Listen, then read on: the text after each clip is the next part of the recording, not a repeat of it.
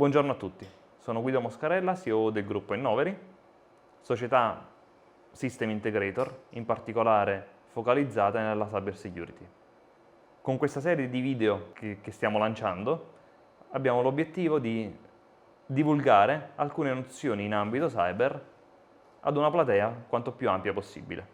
Cos'è un attacco informatico e quali possono essere le conseguenze?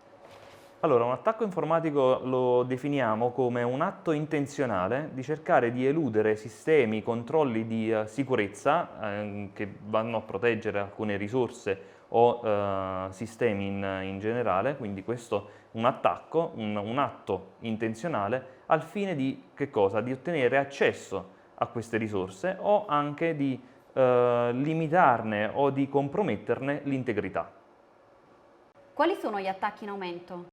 I principali attacchi in aumento oggigiorno sono quelli dovuti a ransomware veicolati da phishing.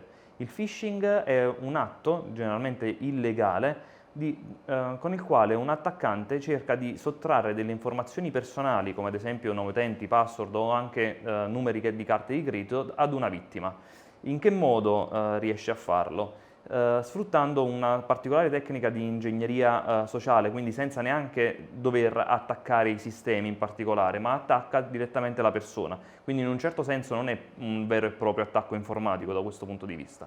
E come si effettua questo tipo di attacco? Si effettua inviando, l'attaccante cerca di inviare dei messaggi o cerca di indurre l'utente ad arrivare su dei siti web che sono del tutto simili e imitano perfettamente quelli dei siti istituzionali dei quali ci si vuole prendere le informazioni. Ad esempio, vengono riportati su una pagina del tutto simile a quella di login di Facebook, nel quale l'utente viene intenzionalmente invogliato ad inserire le proprie credenziali, però queste credenziali non vengono utilizzate appunto per accedere a quel sito, ma vengono rubate dall'attaccante.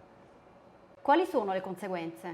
Beh, prima di tutto quali sono gli obiettivi? Gli obiettivi in caso di phishing è quello di raccogliere informazioni personali e quindi generalmente segreti, soprattutto segreti industriali, al fine di ottenere un vantaggio competitivo o economico. Nel caso invece di ransomware possiamo distinguere due tipi di obiettivi, che è uno quello di economico prettamente dovuto al riscatto e l'altro invece di sabotaggio delle infrastrutture, generalmente infrastrutture critiche, ne abbiamo un esempio ultimamente negli Stati Uniti, dove la Colonial Pipeline è stata costretta a chiudere un intero oleodotto.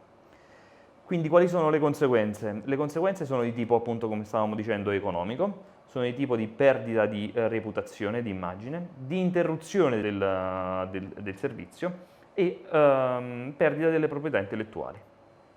Da oltre 20 anni noi di Innoveri siamo a fianco di grandi, medie e piccole aziende per aiutarle a migliorare la propria postura di sicurezza. Grazie per averci seguito, al prossimo video.